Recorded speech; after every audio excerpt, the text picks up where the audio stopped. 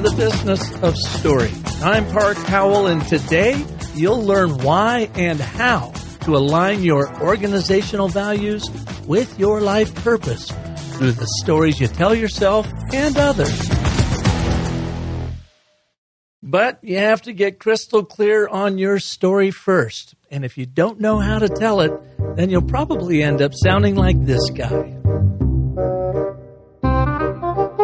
For a number of years now, work has been proceeding in order to bring perfection to the crudely conceived idea of a transmission that would not only supply inverse reactive current for use in unilateral phase detractors, but would also be capable of automatically synchronizing cardinal gram meters. Moreover, whenever a fluorescent score motion is required, it may also be employed in conjunction with a drawn reciprocation dingle arm to reduce sinusoidal repleneration. Such an instrument is the turboencapulator. Now you can immediately simplify your complex messages, making you immensely more influential when you follow an easy 3-word story structure called the ABT. The ABT Agile Narrative Framework will help you sell more by saying less. Learn how to put this message marvel to work for you through a quick online course at businessofstory.com/ABT. The latter consisted simply of 6 hydrocoptic Marsal veins so fitted to the ambifacient lunar wane shaft that side fumbling was effectively prevented. What do you have to lose but the side fumbling Marsal vein of your current communication that is boring buyers? So for simply clearer storytelling, visit businessofstory.com/ABT and start excelling through the stories you're telling.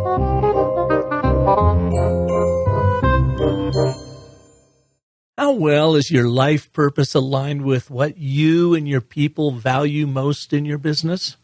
How well does your brand reflect what you stand for in the world?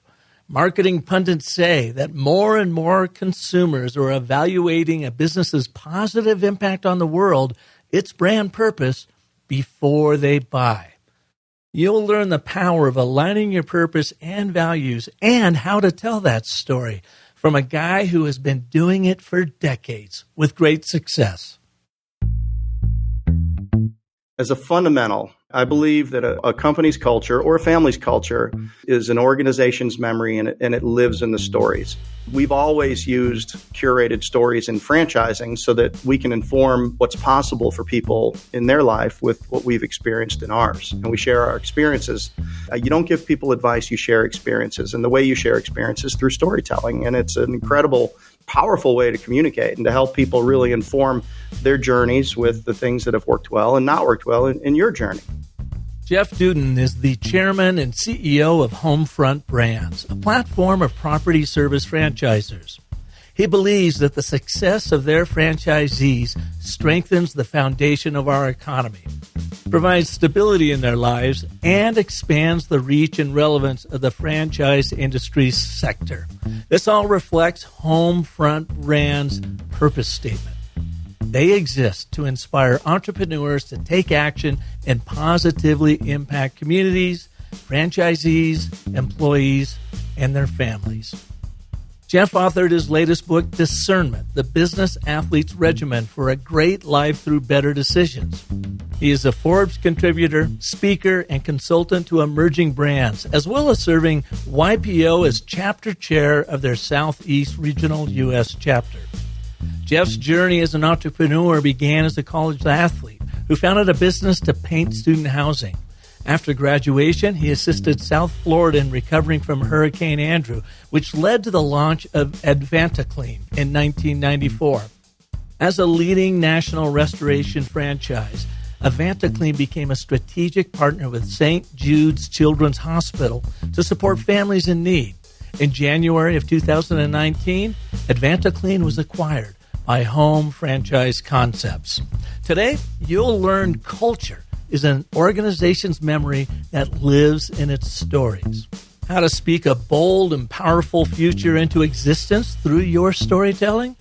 How wisdom is the accumulation of models of thought over time, And there's a compounding effect of the probability of success based on the decisions, good and bad, that you make.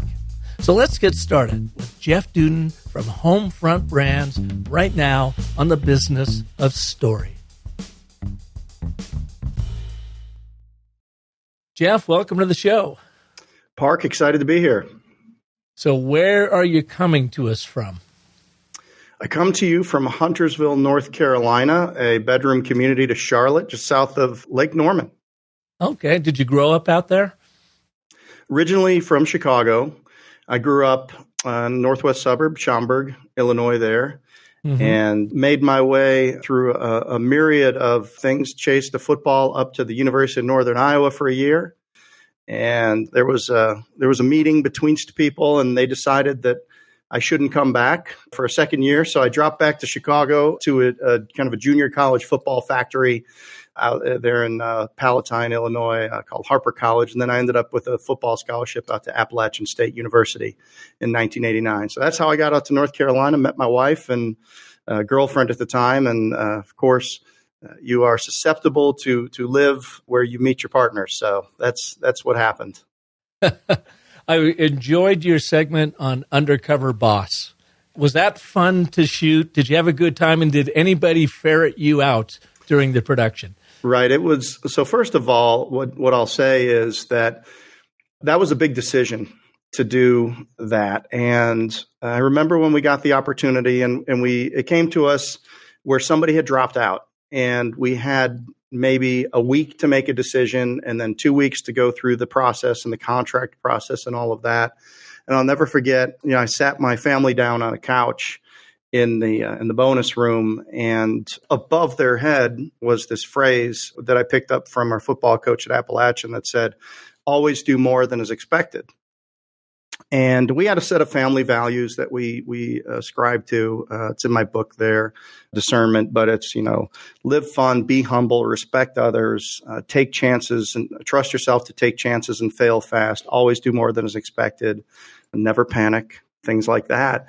And there was risk in it because sometimes those shows don't go well. And the other side of it was my kids were all in school age, and nobody really knew our business was the size that it was. And I had the concern that it would affect their relationships at school, or people would look at them differently. But if you live your values, it was a really easy decision for us to go forward with it. And I also knew that the people of AdvantaClean were good people. They went out to 60 locations to screen and try to find people, that would fit the show, which means where's the drama?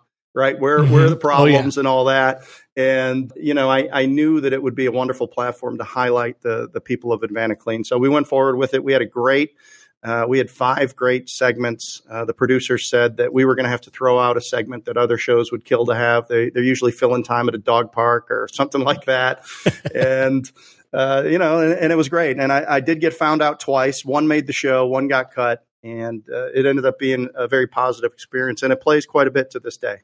It's interesting because, today's show is about aligning organizational life purpose and values through storytelling. And you had an opportunity of going on the show, and I totally can get why you'd be a little bit reticent to it because of the impact, positive, negative, it could have. And yet, is there a better way to kind of test your own story around alignment of purpose and values than a show just like that?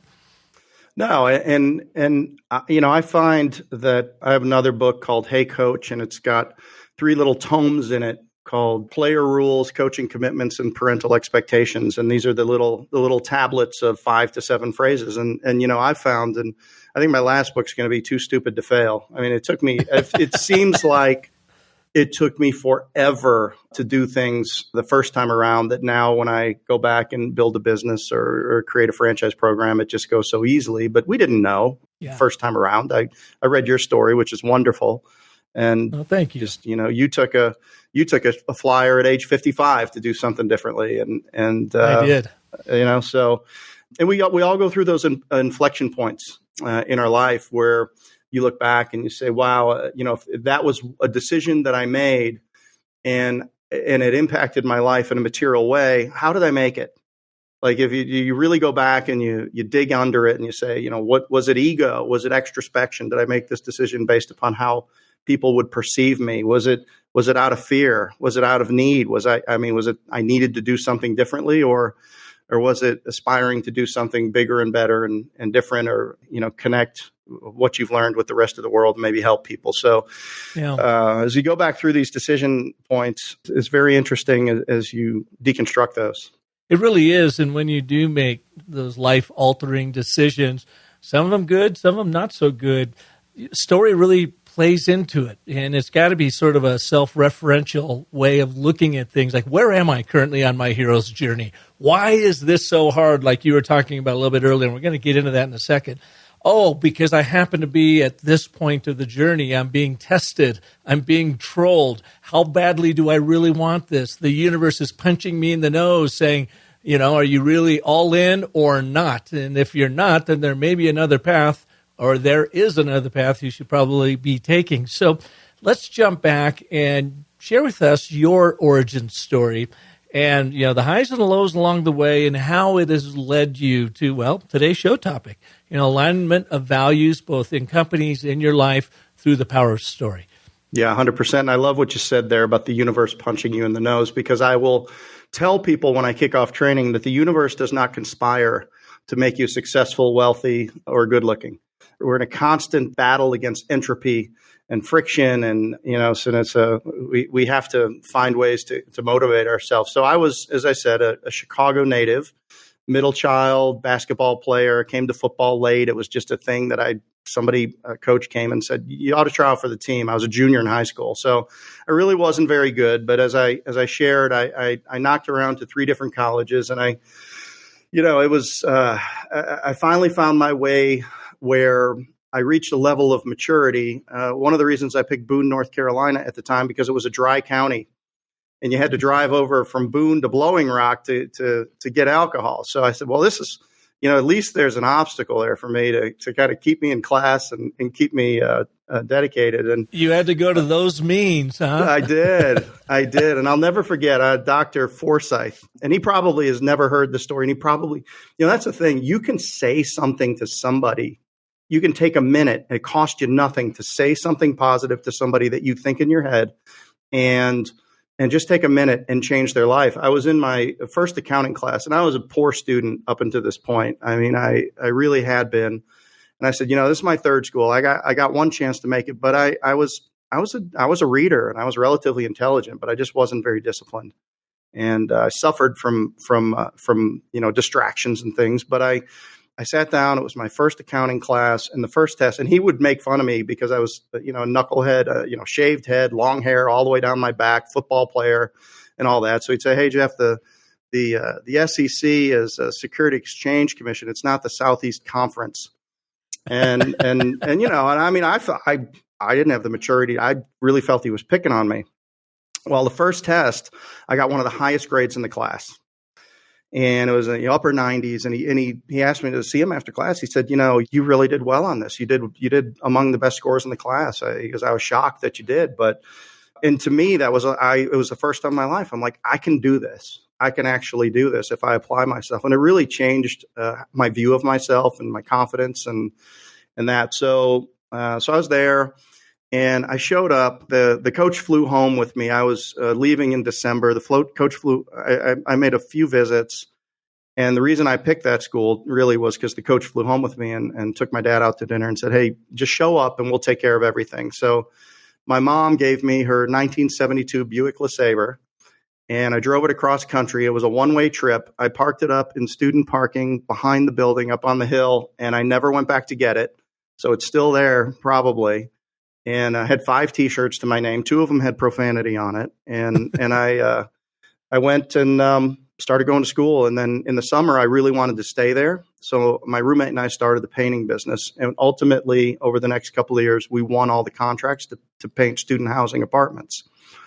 And it was great. So that was really, now I have a successful business.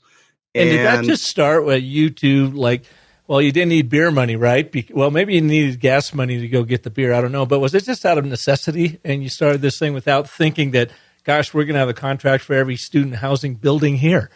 It was. Things weren't going well for my dad at that point in time, so he wasn't able to provide the level of support that would allow me to stay there over the summer. And I wanted to stay there over the summer, but when you're on a scholarship, that doesn't cover the summer. So I had to live on my own, and I had to make it work. Being a college town, there was food service and things like that, but I didn't perceive that I could make enough money. And I had always worked the trades growing up in Chicago, so I knew that I knew how to paint. I'd worked for a painting contractor, and I said, I know how to do this. So, and it's about the cheapest thing you can buy is a paintbrush and you could finance a ladder. And my buddy had a pickup truck. So we started, and it grew into a great business. The next summer, we had won the contracts for several property managers, and we had the basketball players cutting in the ceilings and the wrestlers cutting in the base moldings and the football players all there over the summer taking classes, rolling Playing the walls. to their strengths, huh? Yeah. And we did like $76,000 in the summer as college students. It was good. That's we good made money. Yeah, it was. We paid a few bucks an hour plus all the pizza and Fanta orange soda these guys could consume, and we kept the rest. So a buddy called me and he said, hey, this hurricane hit South Florida. And it was Andrew in 92. So painting season was over. I had graduated with a marketing degree, 3.5 grade point average, which was a huge improvement for me. So we went down there. I told my fiance or girlfriend at the time, I said, I'll be back in 3 weeks. And we drove to South Florida. The devastation was similar to what you see now in Florida from the hurricanes. It was just massive. And did you go just to help out, or did you go to kind of build out a business, or what was the motivation?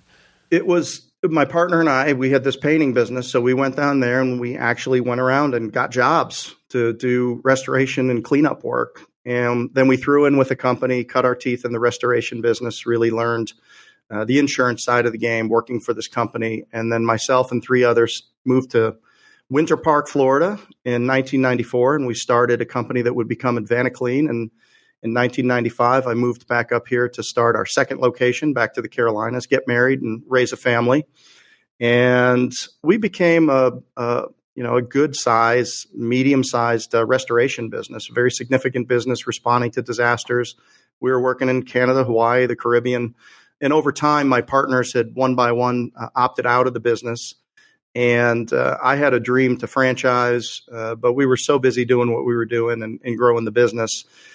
I bought my last partner out in 2004, and then I hired a group of consultants in 2005, and it was the first time I ever put a 7-page vision together: purpose, vision, mission, values. What are we going to do? And we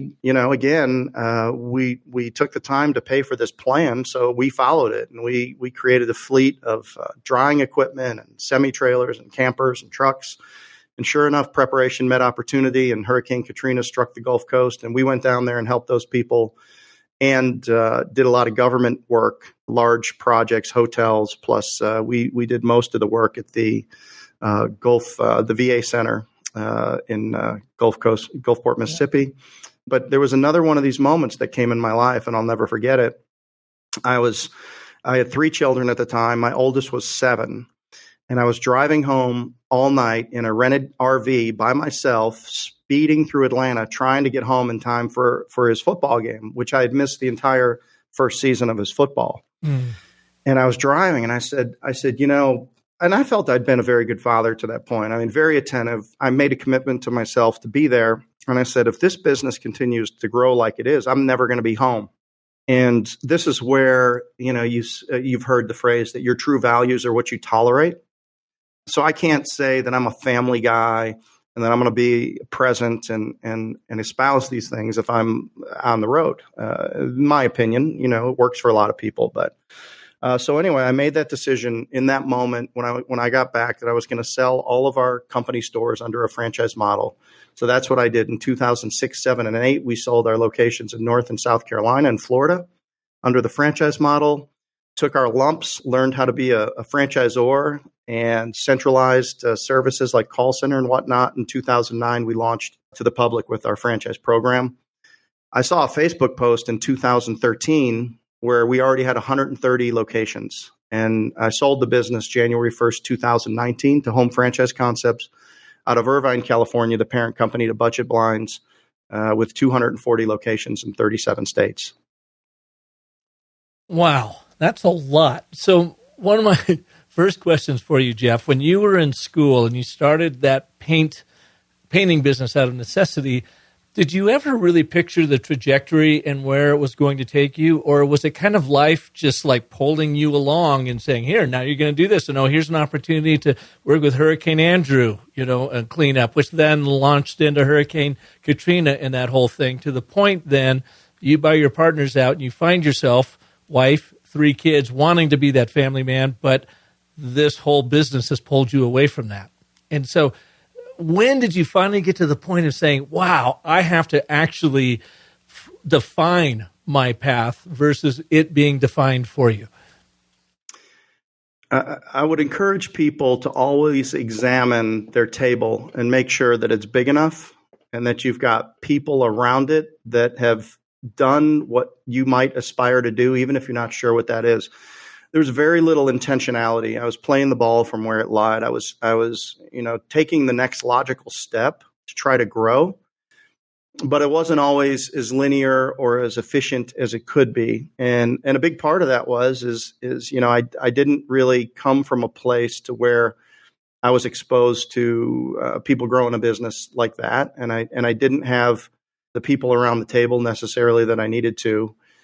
So I think we became intentional really as I moved forward into the 2000s, and then really knowing that I needed something because it just felt like a rabbit wheel, and hiring that outside group to come in and help us with that was really where it all started for us. So no, I didn't, but we did get very intentional beyond that. It's a story I share in training, and it informs it. And I'll just say this, as a fundamental, I believe that a company's culture or a family's culture is an organization's memory, and it lives in the stories. And we've always used curated stories in franchising so that we can inform what's possible for people in their life with what we've experienced in ours, and we share our experiences. You don't give people advice. You share experiences, and the way you share experiences through storytelling. And it's an incredible, powerful way to communicate and to help people really inform their journeys with the things that have worked well and not worked well in your journey. So I was in that location in 1995. We rented a front office of another company, and we shared a conference room, and I had a thermal fax. So, just doing that. And I met a guy named Ray, and I picked up his business card from a local paint shop. And it was, he had a home handyman business, and he had gone through some life struggles. He had been in the military overseas, and then he had gotten married. He was a pastor of a church for a little over a decade, gone through divorce. And as a result of that, the church had asked him to leave. And then I think he lost his parents right at that time. So he was in a tough spot. And so when I met him, we hit it off. I appreciated this mentorship. I was probably 26 at the time. People would ask us, they'd walk right by me to him. He had a little gray hair, and I didn't care. Just tell him you own the place, Ray, but just get the job. And so he said, Jeff, I've been coming in here 6 months. I drink your coffee. I take the work orders. I go out. I do the work. I bring the checks back. He goes, maybe I should have a job here. And I said, well, why don't you sit down and let's talk about it? And to hear him tell it, he will tell you that I talked for 4 hours that we were going to franchise this business, and that we were going to have 1,000 locations, and that we were going to refine our services, and we were going to figure it out, and we were going to make a huge impact, and in every way I could describe it. And I didn't realize till later when I got a mentor called Dave Zierfoss that what I was doing was I was speaking a bold and powerful future into existence. And for the next, until the end, until today, it is one of the key jobs of a leader to speak a bold and powerful future into existence in every way that you can describe it, in every way that you can breathe life into it, because that's what people are going to make progress against. That was an instance where we would all be able to articulate what we were trying to accomplish and where we'd be going. But as you walk through the halls of your home or your business, never miss an opportunity to speak clarity into the future and to breathe life into it in every way that you possibly can. Yeah, storytelling is a force all of its own, isn't it? And we Homo sapiens use it to organize people, to share with them a fictional story about what tomorrow could look like, and then our jobs is to make it fact, is to live into it. And if you don't have that vision and that inspiring vision, people just simply aren't going to be motivated to go after it, especially during the tough times. When was it? Was it when you were missing your kids and racing up there for that football game? Was that the deciding moment where you realized, Jeff, that you needed to more align your organizational and life values so they're working for you and not against you? I think that was certainly one of the points. You know, we get tested when things are difficult, and that's where where things are tough. I remember I invested in a company called Rockbox Fitness. It had 2 locations. We currently have 150 sold. We'll have 57 open at the end of the year. But being the great timely market prognosticator that I am, I invested in it right before COVID. So, Who knew? Who knew? And we had done some deals, and we had a bunch of great franchisees, and they were building out studios, and we had a handful of them open, and COVID hit, and as we all remember, it was a time where every business was trying to make a decision about, commerce versus safety versus, regulation, and different states were different. So, on one hand, it was great because we were small enough where we could be surgical about it, and we could look at it state by state. We didn't have 1,000 open, so we didn't have to make this blanket statement that said, we support this and we're closing down. But my partner called me, and he said, well, this is probably what we need to do, but man, it's going to cost us a lot. And I said, well, look, Roger, sometimes the decision is the easy part. It's the consequences that are hard. I'll tell you a story. It's in the book, Discernment. It happened right as I was finishing it, so I snuck it in there. But my wife and I were out at dinner, and with my son, he was 15 at the time or something like that. And one of us had a glass of wine. I'm not going to say who it was, but it was her. And she ordered a second glass, and the waitress forgot to put it on the bill. I looked at it, and I'm like, we recognized it. And I saw my son looking at me, what are you going to do? And I said, it would be really easy for me right now not to bring that to their attention. But, I will suggest that if you know what the right thing to do is, you should do it. Like usually, the right thing. And it's clear, but then we let economics jump into it, or maybe ego jump into it, or, some other thing jump into it. And we kind of bend the rules a little bit. So kind of, as long as people know where they stand, they're all right. And if you know yourself and you know where you stand with things, and you have these, you've worked a little bit on your purpose. By the way, I love the book, The On Purpose Person by Kevin McCarthy. I think it's an exercise that everybody should do. But I don't want to promote somebody else's stuff on your show here, but well, that's totally fine. No, the whole idea is to help our listeners go to places that they didn't know existed, so that they can, if they're interested in learning more about their purpose. What was that called? Beyond? No, it's called The On Purpose Person by Kevin McCarthy. On Purpose. Okay. Yeah. And you run through this bracket style exercise to where you come out with a life purpose that's basically 2 words. I exist to serve by transforming leaders, or, whatever it is. So my life purpose is I exist to serve by encouraging entrepreneurs.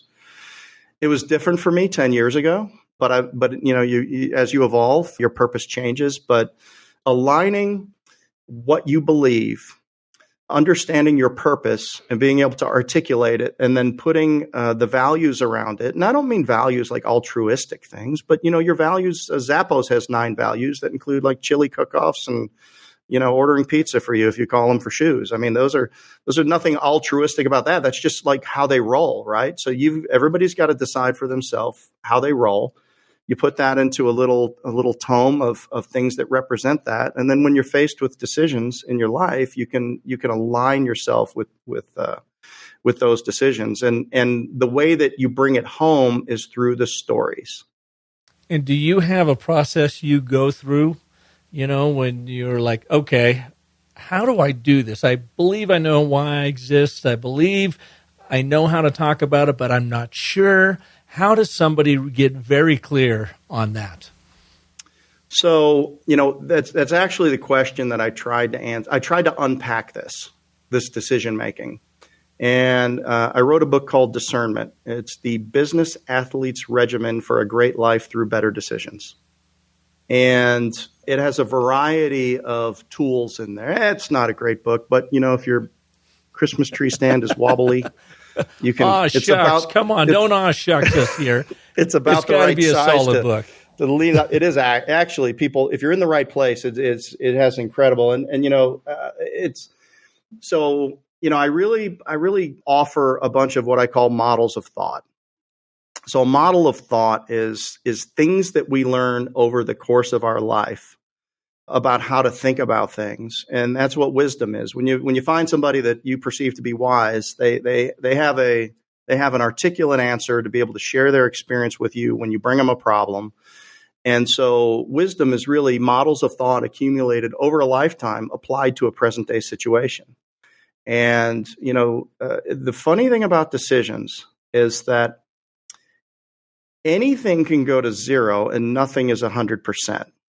I mean, Enron would have thought, were they them, that, that big company couldn't go to zero as fast, nor Arthur Andersen could go to zero as fast as they did. But anything could go to zero.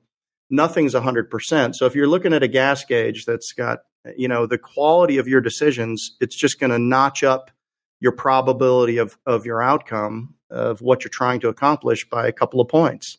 So every decision is going to either slow you down or speed you up. It's going to increase or decrease your chance of success. And it's going to really determine, ultimately, the quality of your decisions is going to determine the quality of your life or the velocity of your business. So, going through filters like, I do it all the time because, I get distracted. I get opportunities that I feel a little bit that I might want to grab, but there's something wrong with it. And it really doesn't fit who I am or what I believe. So I'll lay this against a filter of purpose first and foremost, because I want to spend as much time on purpose as I possibly can. I'll lay it against a sense of values and beliefs to see if it's a fit there. And then I'll look at it. Those are different decision filters kind of that you go through. And hopefully, there's a clear winner inside of the way you make that decision. And then you got to consider, like, if your life were a balance sheet, what are the equities on a life balance sheet? Is it relationship equity? Is it reputational equity? What are you putting in the bucket with your actions and your decisions every day? Is it health and wellness equity, or, and financial equity as well? So the way you invest your time and the way that you make decisions, the balance between what you consume in life, because consumption makes us happy for a little bit, and then but creation makes us happy a lot, more permanently. And if you can really have a balance sheet, real simple, on a piece of paper that you remind yourself, because we're flawed and we forget, especially when something shiny is in front of us, you remind yourself, what are the things that you've decided that really matter to you, and what are the things that take away. So that's kind of the way I do it. I use a creation consumption balance sheet. I check in, I see if it's on purpose for me, and and we're fortunate at our advanced age here where we've been able to. I got my kids kind of off and they're on their own, so I probably have less responsibilities that truly matter to me now, or at least they're different. So we can take a little bit more latitude and maybe be a little bit more selective. Can you take us to a moment where you made a decision that turned out to be pretty bad, that then underscored to you that maybe you didn't go through your own process, or maybe it helps you create this filter process of your creation consumption balance sheet? Because we all learn from the worst things that happen to us, right? It's when we get punched in the nose that's our awakening. If it doesn't knock us out, and then we're like, oh, I'm not going to do that again because of this.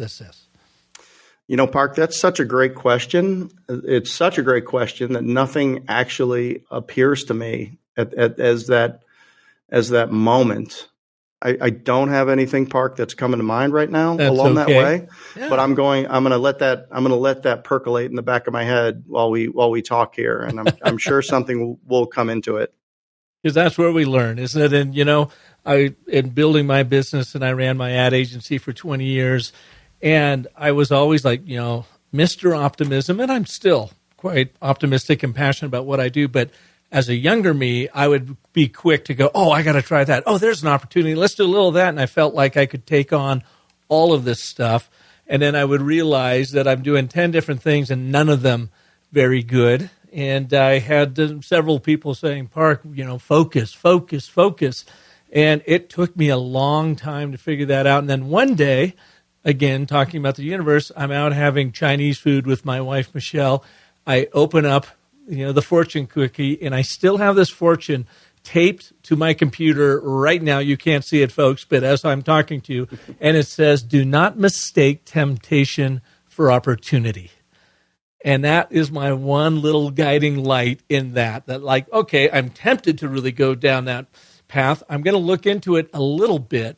And if I don't see, the immense value of it as quickly as possible, then I am now pretty good at pushing that to the side and realizing I'm not missing any opportunities. And what I'm doing is freeing myself up to focus more on the opportunities that I have already have at hand and have built, and I can be more efficient about. So I suppose I kind of go through your creation consumption balance sheet a little bit, not following it intentionally, but just weighing that. Is this going to help me, or is this going to slow me down in the other pursuits I've already got going? I think that is so wise, and I'm reflecting upon the question as you said that, and the reason I can't come up with one is because it's every day. I mean, I never feel like I'm doing enough. I didn't manage that well enough. I didn't educate those people, and then something didn't happen. It's just a constant, and yeah, I mean, if a lot of people will say, if you're not living on the edge, you're just taking up space. And I think that, my businesses, they expand and then they contract.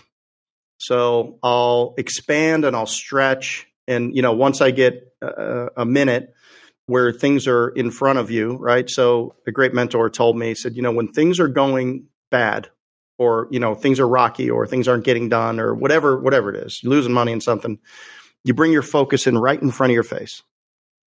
Then when things are going well, allow your gaze to go out farther and see farther as to where the opportunities are in the business and where you can go with it. And I think, I expand the business, and I try things and I push things. And then, of course, now you've spun up things that you need to do. And if it's a good decision, it's accretive and it's aligned. If you went through the process and you made a good decision, and then there's commitment and there's competency and capabilities and cash, it's gonna be accretive to what you're building, and it works well.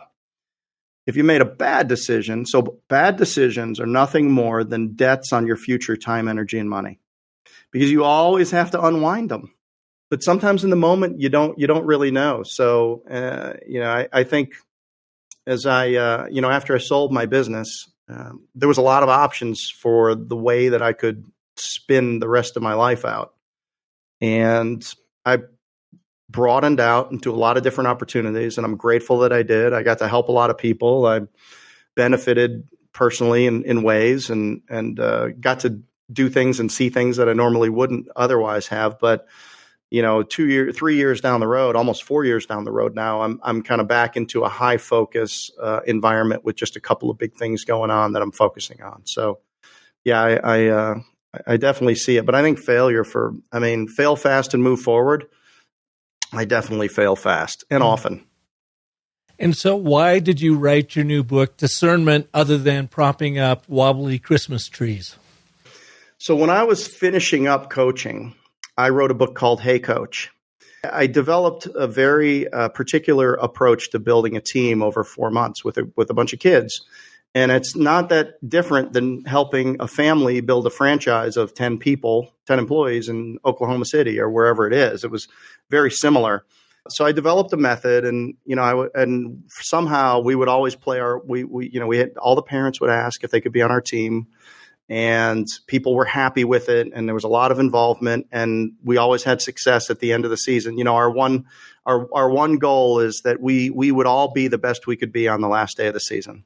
So, interesting story, since we're on stories. It was one of our years. So Coach Joe Gibbs lives in the area. He coached his grandchildren in the same league that we did. He coached the Washington Redskins, and then he's got his Joe Gibbs Racing on NASCAR. So and big time celebrity dude. Yeah, and a Hall of Fame football coach. Mm-hmm.